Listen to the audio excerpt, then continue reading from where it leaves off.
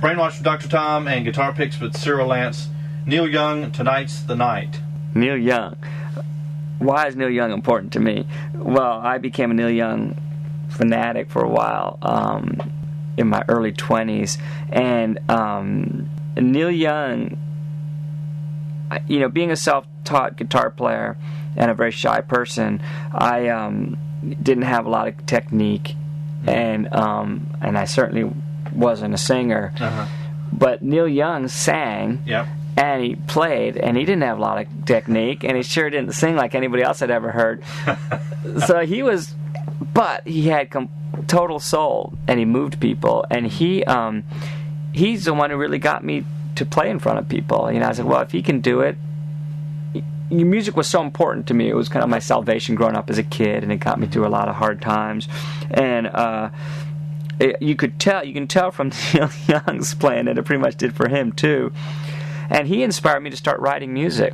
And the embarrassing thing about that is that I had never written a piece of music in my life, and I was listening to a lot of Neil Young. And one day I decided I was going to write a song. I'll see if I still remember. It's a terrible song. Terrible song.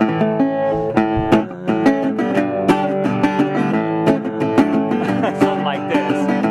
I want to live, I want to give. And I said, man, that is the best line ever written, man. I want to live, I want to give. And of course it was like, Neil Young, quote for quote, it was Heart of Gold, right? I want to live, I want to give. Something, minor for Heart of Gold or something. So I think I just completely plagiarized. My first song ever is a complete Neil Young ripoff. I think word for word. And then when I realized it, I kind of humbled myself. I think I wrote another song for like 2-3 years after that. But anyway, Neil Young. And, this track, Tonight's the Night, was during his real raw electric period. And I love Neil Young, too, because he wasn't afraid to do whatever he wanted. People knew him as this kind of acoustic guitar folk icon. Mm-hmm. And then he started playing this really grungy electric, and a lot of people didn't like it or were turned off by him. But man, this period to me is his most powerful. And this song, Tonight's the Night, and it's all about kind of this culture. And Neil Young wrote about people he loved that in such a really respectful way. And this song, is about kind of underbellies and all that kind of stuff, but yet with real compassion and love, and that's something I always respected a lot about him. Mm-hmm. And music to me is like a real way of bridging people's backgrounds and experiences, and about connecting people. And I don't know, to me, Neil Young's an inspiration that way. Okay, it's Brainwash with Dr. Tom and Guitar Picked with Cyril Lance. Old and in the Way, Midnight Moonlight. Midnight Moonlight. So, being a young hippie in the 70s and early 80s, of course, I got into the Grateful Dead and when I first moved to the mainland from Hawaii, I was like, wow, you can actually go see concerts. And so I got, I started going to see people like the Grateful Dead and saw quite a bit of them. And I was never a total Deadhead, but I loved the experience.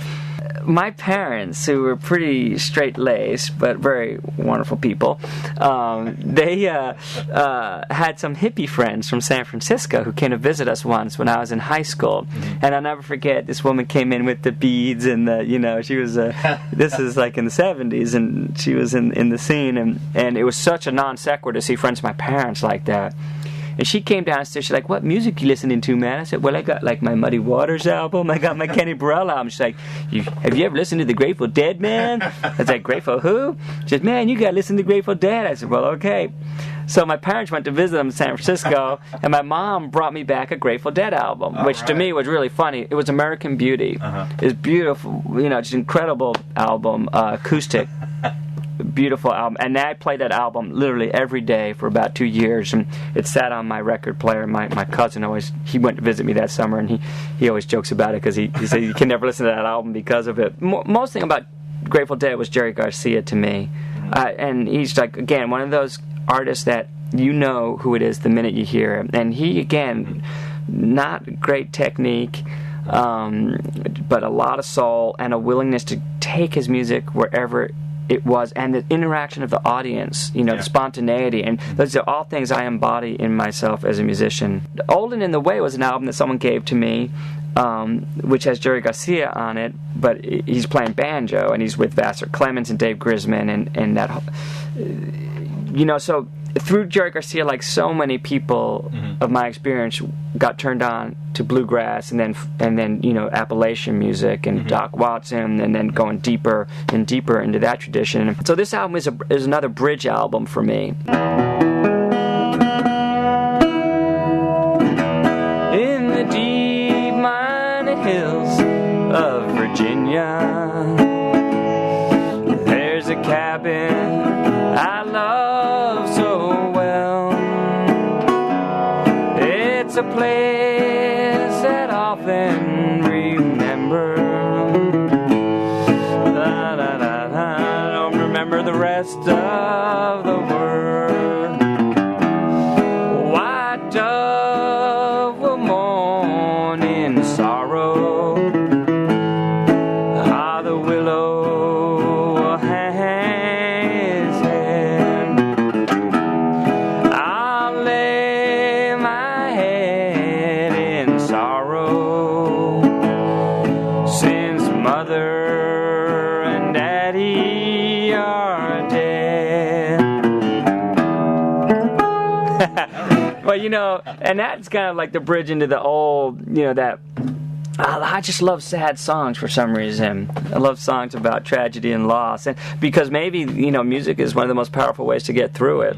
And that's a song on Old and in the Way, but it's an old, beautiful Appalachian song, and not really the bluegrass thing, but really getting into that mountain music thing, which is a whole different trip. It's Brainwash for Dr. Tom and guitar picks with Cyril Lance.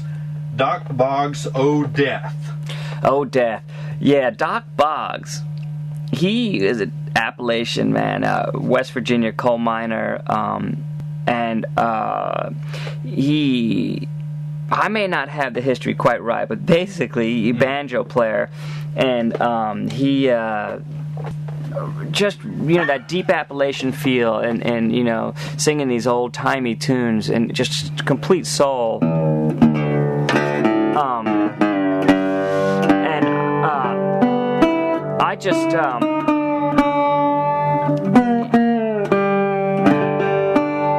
I just really struck by the blues of his stuff, and I think people. Maybe not, but certainly my perception was there was, blues was an African American thing that came black people from the Delta, but there was just so much cross-breeding of music, and I think a lot of blues musicians had to play white old-timey music at, and they, so this whole repertoire got mixed together, and the Appalachian experience couldn't have been bluesier. This was hard scrabble, tough life up there, and I think there's so much blues in that music. And also, I listen to like the old, I'm Jewish, and I listen to the Hasidic chanting from Eastern Europe. La da da da da da da da da. That stuff is blues, And so Doc Boggs, this song, "Oh Death," was made famous recently by Ralph Stanley in that movie, "Oh Brother, Where Art Thou?" But I kind of first heard it through Doc Boggs. And what is this that come to me?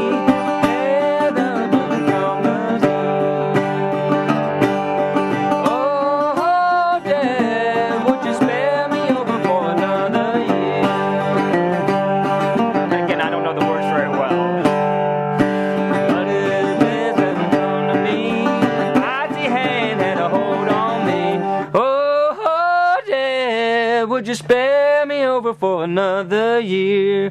It's blues. It's about death again. One of the most powerful things, and people were so connected to death. Our society's kind of getting away from being connected to death now. We hide from it and pretend it's not going to happen to us. So this is kind of like the deep source of all this music for me.